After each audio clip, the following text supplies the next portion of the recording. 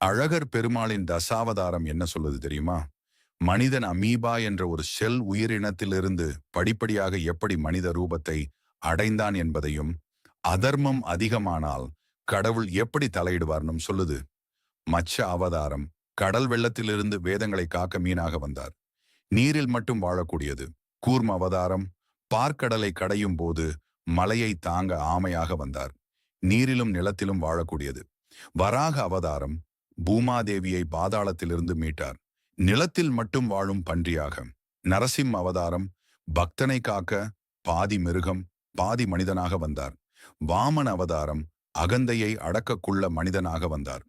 பரசுராமன் கோபத்தில் அதர்மம் செய்யும் சத்திரியர்களை அழிக்க கோடாரியுடன் வந்தார். ராமன் தர்மத்துக்காக வாழ்ந்த மனிதன்.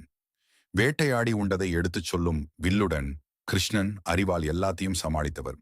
மனிதனின் விஞ்ஞான வளர்ச்சியை காட்டுகிறார் இறுதியில் கல்கி.